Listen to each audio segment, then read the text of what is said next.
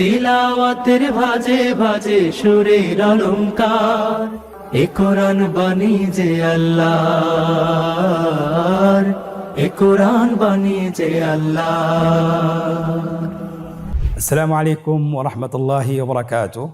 আসুন্নাহ ফাউন্ডেশনের অনন্য আয়োজন সহজ সূত্রে কোরআন শিখির 25তম পর্বে আপনাদেরকে স্বাগতম।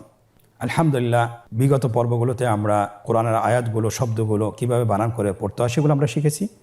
পাশাপাশি আনুষঙ্গিক কিছু নিয়ম ছিল, সেটাও আমরা শিখেছি।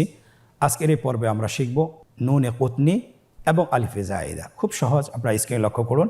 আমরা নুনে কুতনি বলতে কি বুঝি আমরা দেখব। কোরআন শরীফে অনেক সময় দেখা যায় যে দুইটি শব্দের মাঝখানে ছোট্ট একটি নুন থাকে, ছোট্ট একটি নুন। এই নুনটাকে কিভাবে আমরা ব্যবহার করব অথবা কিভাবে আমরা পড়ব, কোন নিয়মে পড়ব, সেটা আমরা আজকে শিখব। নুনে কুতনি হলো তানউইনের বাম পাশে জজম অথবা তাসদীদ থাকলে অবশ্যই তানউইনের নুনকে জের দিয়ে পরবর্তী শব্দকে মিলিয়ে পড়তে হয়। খুব সহজ, আবার বলছি, আপনারা লক্ষ্য করুন।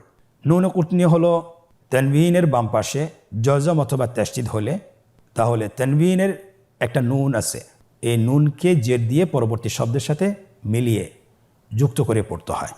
আপনারা স্ক্রিনে লক্ষ্য করুন, একটা শব্দ, একটি উদাহরণ দেখা যাচ্ছে, কওমান আল্লাহ। এই দুটো শব্দ আমরা কিভাবে মিলিয়ে পড়ব?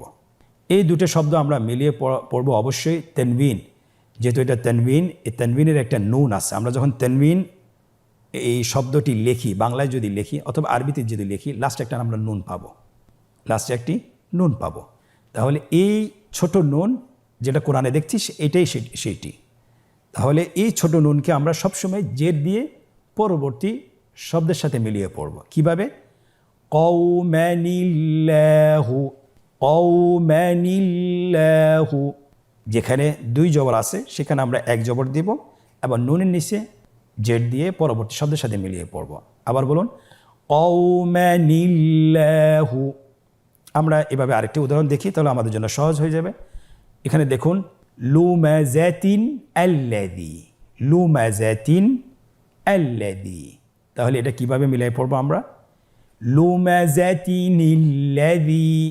আবার বলুন, লুমাজাতিনিল্লাযী। আমাদের এই অনুশীলনটি আরও সহজ করার জন্য আমরা আরও দুটি উদাহরণ পড়ব। স্ক্রিনে দেখুন, নূহুন ইবনাহু অথবা নূহুন ইবনাহু। এটা এই দুটি শব্দ আমরা কিভাবে মিলিয়ে পড়ব? অবশ্যই এখানেও একটি নুন রয়েছে তানউইনের, সেটাকে আমরা জের দিয়ে পরবর্তী শব্দের সাথে মিলিয়ে পড়ব। নূহুন ইবনাহু, নূহুন ইবনাহু। আরেকটি উদাহরণ দেখছি, খায়রান আল ওয়াসিয়াতু। এখানেও আমরা নুনে কুতনি যেটা আছে সেটাকে কাসরা দিয়ে জের দিয়ে আমরা মিলিয়ে পড়ব। খায়রানিল ওয়াসিয়াতু, খায়রানিল ওয়াসিয়াতু। আশা করছি ইনশাআল্লাহ নুন কুতনি আমরা চিনতে পেরেছি এবং আমাদের তেলাওয়াতে কখনো ভুল হবে না। ইনশাআল্লাহ বারবার অনুশীলন করুন, তাহলে ইনশাআল্লাহ আপনার তেলাওয়াত শুদ্ধ হবে এবং আপনি সঠিকভাবে শুদ্ধভাবে পড়তে পারবেন ইনশাআল্লাহ। এখন আমরা শিখব আলিফে জায়েদা। আলিফে জায়েদা কোরআন কারীমে 20টি শব্দের মধ্যে রয়েছে আলিফে জায়েদা। আলিফে জায়েদা বলতে আমরা কি বুঝি? যে জবরের বাম পাশে একটি খালি আলিফ থাকে, সেই খালি আলিফের উপর একটি গোল চিহ্ন থাকে।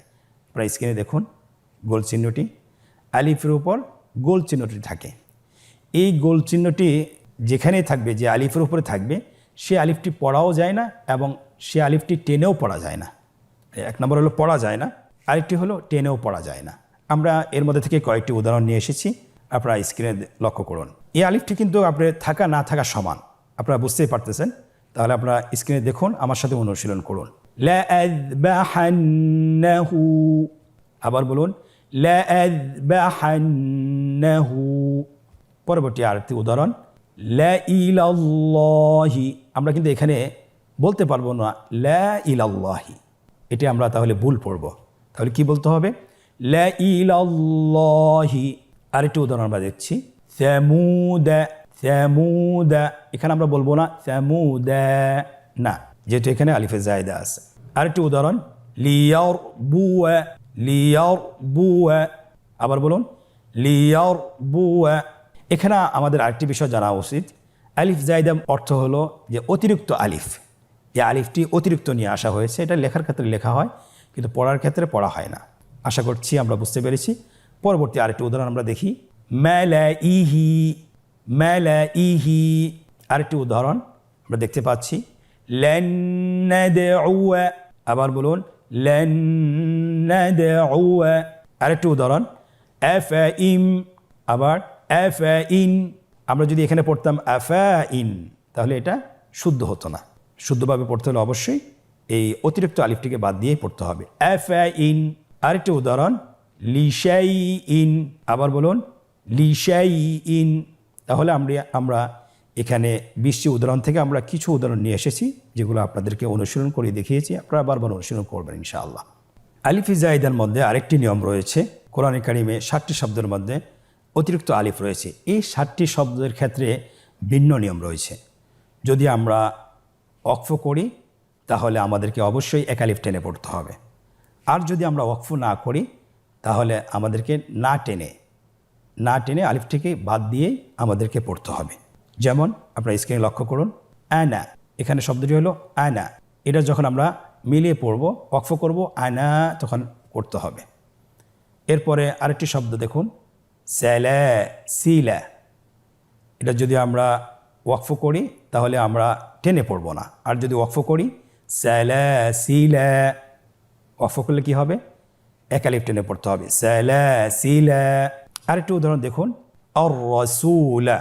ওয়াকফ যদি না করি তাহলে আমাদেরকে মিলিয়ে পড়তে হবে, এখানে টেনে পড়া যাবে না। আর যদি ওয়াকফ করি আর রাসূলা, আর রাসূলা। আমরা আরেকটি উদাহরণ দেখতে পাচ্ছি, আয-যুনুনা। যদি আমরা ওয়াকফ করি এক আলিফ টেনে পড়তে হবে, আয-যুনুনা। আর যদি ওয়াকফ না করি তাহলে আমাদেরকে না টেনে পড়তে হবে, আয-যুনুনা, আয-যুনুনা। আরও 3টি উদাহরণ বাকি রয়েছে, আপনারা দেখুন, লাকিন্না।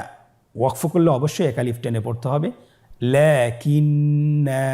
আর যদি আমরা ওয়াকফ না করি তাহলে টেনে পড়া যাবে না, লাকিন্না। আরেকটি শব্দ রয়েছে আস-সাবিলা। ওয়াকফ করলে এক আলিফ টেনে পড়ব, আস-সাবিলা। আর যদি আমরা ওয়াকফ না করি না টেনে পড়ব, আস-সাবিলা। শেষের উদাহরণ, কওয়ারির। ওয়াকফ করলে অবশ্যই আমাদেরকে এক আলিফ টেনে পড়তে হবে, কওয়ারির। আর যদি আমরা ওয়াকফ না করি অবশ্যই না টেনে পড়তে হবে, কওয়ারির। আলহামদুলিল্লাহ, তাহলে আমরা আলিফে জায়দা আজকে জানতে পারলাম, শিখতে পারলাম। আলিফে জায়দার মধ্যে প্রায় 20টি শব্দ রয়েছে। আমরা 20টি শব্দের মধ্যে থেকে কিছু উদাহরণ আমরা শিখেছি, বাকিগুলো আমরা কোরআন থেকে শিখে নিব। আর আরেকটি নিয়ম রয়েছে যে আলিফে জায়দা কোরআন কারিমে 60টি শব্দ রয়েছে, যে শব্দগুলো অবশ্যই ওয়াকফ করার সময় এক আলিফ টেনে পড়তে হবে, কিন্তু ওয়াকফ না করলে অবশ্যই না টেনে পড়তে হবে। আশা করি বুঝতে পারছেন। জাযাকুমুল্লাহ খায়র। আমরা চেষ্টা করবো বারবার ইনশাআল্লাহ। আজকে আমরা আমাদের আনুষঙ্গিক যে নিয়মগুলো ছিল সেটা আমরা শেষ করতে পেরেছি আলহামদুলিল্লাহ। খুব স্বল্প সময়ে মাত্র আমাদের 25টি পর্বে আমরা শেষ করতে পেরেছি। আজকে আমরা সূরা ফাতিহা আমরা অনুশীলন করব, বানান করে অনুশীলন করব, যে একটা সূরা কিভাবে বানান করে পড়তে হয় সেটা আপনাদেরকে আজকে আমরা শেখাবো। আপনারা আমাদের সাথে থাকুন, আমরা এখনই শুরু করছি। আপনারা স্ক্রিনে দেখতে পাচ্ছেন সূরা ফাতিহা। আমরা আমাদের সকলেরই মুখস্থ আলহামদুলিল্লাহ। আমরা বানান করে একটি আয়াত, আর বাকিগুলো ভেঙে ভেঙে আমরা বানান ছাড়া করবো ইনশাআল্লাহ। আশা করছি আপনারা শিখতে পারবেন বিইذনিল্লাহ। প্রথম আয়াতটি সবারই জানা, এই জন্য এটি বানান করছি না। সবাই আমার সাথে বলুন, বিসমিল্লাহির রহমানির রহিম। হামজা লাম জবর আল। আপনারা আমার সাথে বলুন, হামজা লাম জবর আল, হা মিম জবর হাম। আগের সাথে মিলান, আল হাম। দাল পেশ দু, আল হামদু। পরবর্তী শব্দ, লাম লাম জের লিল, আল হামদুলিল। লাম খাড়া জবর লা, আল হামদুলিল্লাহ। হাজের হি, আল হামদুলিল্লাহি। রবা জবর রব, আল হামদুলিল্লাহি রব। বা লাম জের বিল, আলহামদুলিল্লাহি রব্বিল। আইন খাড়া জবর আ, আলহামদুলিল্লাহি রব্বিল আ। লাম জবর লা, আলহামদুলিল্লাহি রব্বিল আলা। মিম ইয়াজের মি, আলহামদুলিল্লাহি রব্বিল আলামিন। নুন জবর না, আলহামদুলিল্লাহি রাব্বিল আলামিন। আমরাও যে পূর্বে যেভাবে আমরা 7টি নিয়মে আমরা বলেছিলাম 7টি সূত্রে আমরা কোরআন কারীম পড়া শিখব, সেটা আজকে আমরা সূরা ফাতিহার মাধ্যমে শুরু করলাম। আপনারা ইনশাআল্লাহ আমি যেভাবে বানান করে শব্দ বাই শব্দ সামনে এগিয়ে গিয়েছি, তেলাওয়াত করেছি, তেমনি আপনারাও চেষ্টা করবেন ইনশাআল্লাহ। আশা করি প্রত্যেকটি আয়াতে এভাবে আপনারা সুন্দর করে শুদ্ধভাবে পড়তে পারবেন বিইذনিল্লাহি সুবহানাহু ওয়া তাআলা। তাহলে আমার সাথে পুরো আয়াতটি বলুন। যেহেতু আমরা ওয়াকফ গত ক্লাসে শিখেছি, তাহলে আজকে আমরা অনুশীলন করতে আমাদের কঠিন হবে না। আপনারা আমার সাথে বলুন, আলহামদুলিল্লাহি রাব্বিল আলামিন। আবার বলুন, আলহামদুলিল্লাহি রাব্বিল আলামিন।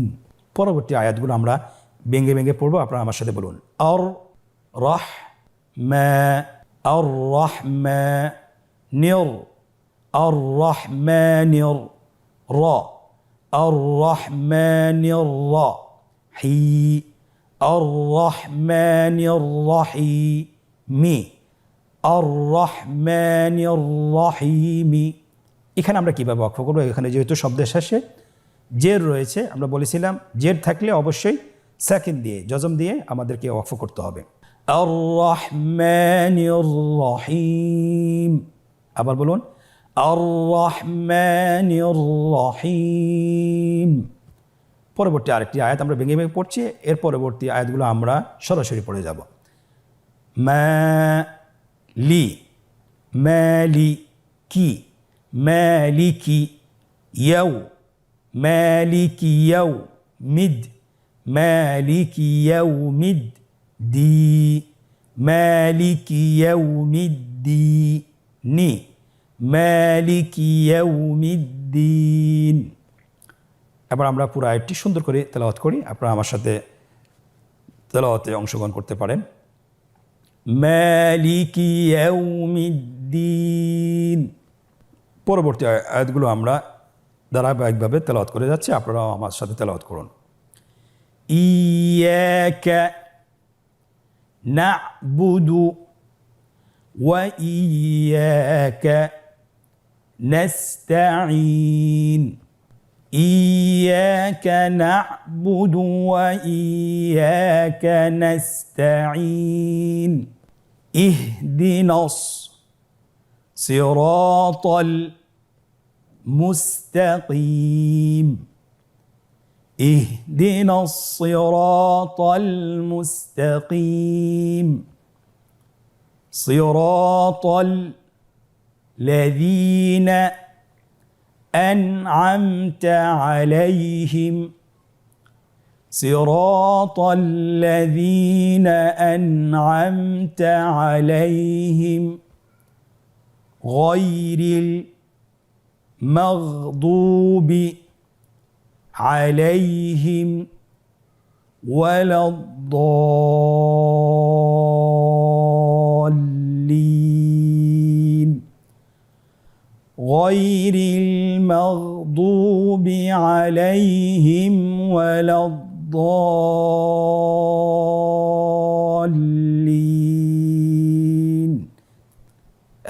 আমিন।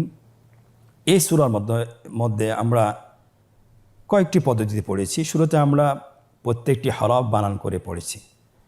পরবর্তী আয়াতে দুটি আয়াতে আমরা ভেঙ্গে ভেঙ্গে বানান ছাড় পড়েছি। পরবর্তী আয়াতগুলো আমরা শব্দ বাই শব্দ তেলাওয়াত করে এবং পরবর্তীতে পুরো আয়াত একসাথে তেলাওয়াত করে পড়েছি। তাহলে আপনি শিক্ষার ক্ষেত্রে এভাবে আপনি এই পদ্ধতিগুলো অনুসরণ করতে পারেন। আশা করি ইনশাআল্লাহ এই পদ্ধতিগুলো যদি অনুসরণ করেন ইনশাআল্লাহ কোরআন পড়া আপনার দ্রুত হয়ে যাবে এবং আপনি সহিশুদ্ধভাবে তাজউইদ সহকারে নিয়ম কানুন সহকারে আপনি পড়তে পারবেন বিইذনিল্লাহি তাআলা। ইনশাআল্লাহ আজকের পর্ব থেকে আমরা এখানেই বিদায় নিচ্ছি। পরবর্তী পর্বে আবারও দেখা হচ্ছে। জাযাকুমুল্লাহ খায়র। আসসালামু আলাইকুম ওয়া রাহমাতুল্লাহি ওয়া বারাকাতুহু। আস-সুন্নাহ ফাউন্ডেশন, উম্মার স্বার্থে সুন্নাহর সাথে।